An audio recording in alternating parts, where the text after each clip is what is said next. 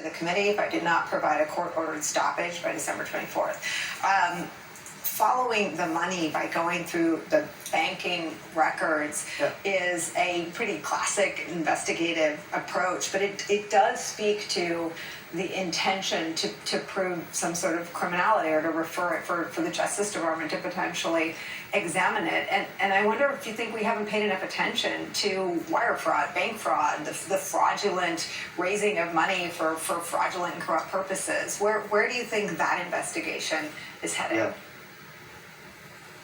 I think that will clearly be identified in the 1-6 report. And understand, when we talk about a criminal referral from the committee to the Department of Justice, they essentially would be saying, here are the elements we uncovered. And if those elements are wire fraud or other types of statutory fraud, that will be in the report, and they will provide that evidence to the Department of Justice. Nicole, it's clear there was a conspiracy of actors that led to 1-6. Including the executive branch, members of the legislative branch, and the political arm of the president. Somebody had to orchestrate this and pay for this, and that's why they are following the money. And so while they are doing their work, I think the question about these 3 hours where Donald Trump apparently was unresponsive, the reason testimony is so important and why members of Congress are derelict in their patriotism by not cooperating when they know about the president's communication is it is easy to believe that Donald Trump had a hand in forestalling the deployment of the National Guard. It would be easy to believe that Donald Trump said, let's just see what happens. Let's see if they get to Pence. Let's see if they change the minds of senators. It would be easy to see a situation in which Donald Trump thought that this attack might work. And that's why the communications are important. That's why the flow of money is important, because it brings all the actors together. But the premise was that Donald Trump laid the predicate with the big lie, issued the invitation to Washington, and said, go to the Capitol with strength. And he made that charge. You know, it is such an important thing to wrap around this entire conversation. Not just that it's easy to believe, but Claire, everything public-facing already proves that out. Everything public-facing. There's been some great reporting in the Times and the Post about what Donald Trump was doing. He was spellbound. He was watching television. And when Kevin McCarthy reportedly talked to him, what he said to Kevin McCarthy is those people being the insurrectionists, care more than you do. Care more than you do.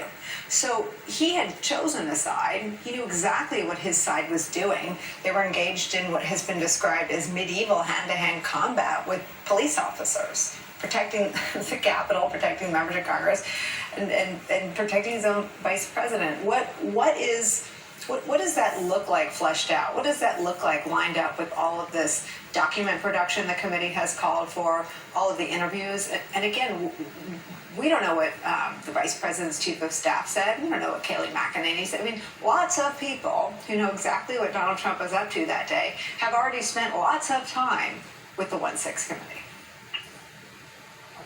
Listen, the prosecutor in me wants to lay this out like an opening statement. Take your time. We know Trump was watching TV. We know Trump was watching TV. He watched TV all day long for 4 years. He watched all the channels. We can go through and we can put the images at a specific time.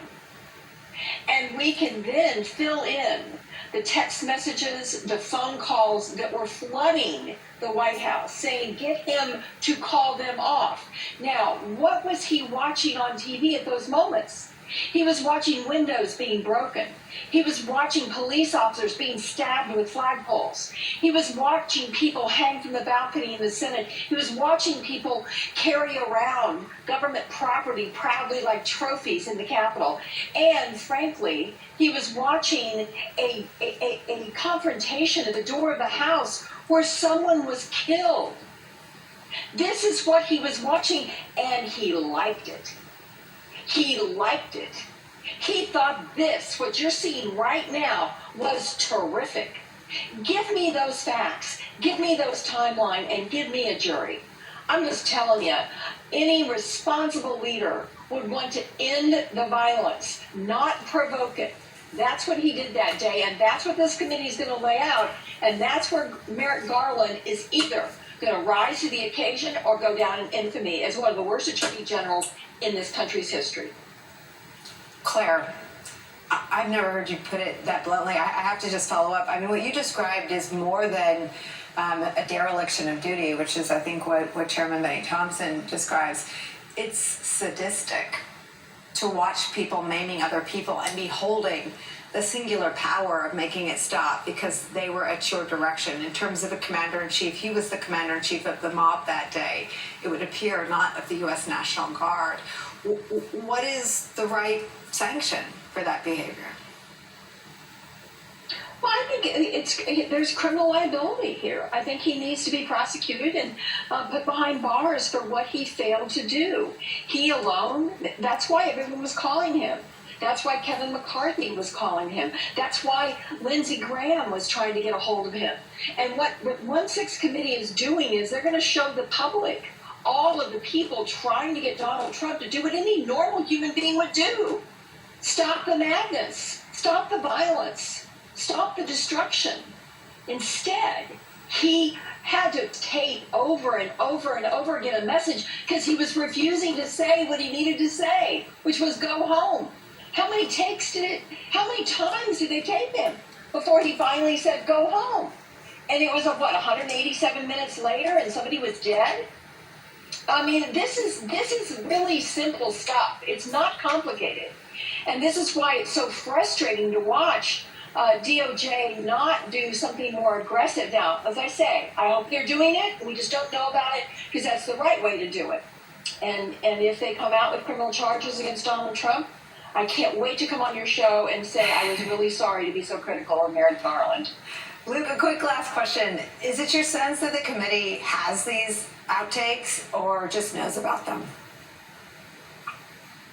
My understanding is they've been told about them in testimony. I do not know that they have the video files themselves yet. They could, but I have not confirmed that. One thing I would like to add very quickly is the text from Donald Trump Jr. to his dad during the rampage where he says, "This has gone too far."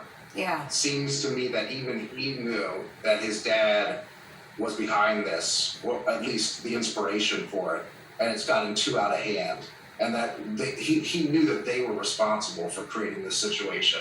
And so I thought that text was quite revealing. Well, and just to that point, I mean, what Donald Trump Jr., Laura Ingraham, Sean Hannity, Brian Kilmeade, Kevin McCarthy, and everybody else that called Donald Trump that day knew was that he had the power to shut it off like a light switch. So whatever they thought about what they were seeing, they all, based on what they wrote, believed he had the singular power to flip a switch and make it stop, and he didn't. So it's your reporting, Luke, really adds to our understanding of where the committee thinks this should be heading. Luke Broadwater, David Jolly, thank you so much for starting us off today. It's great to see you both. Claire sticks around. When we come back, Omicron remains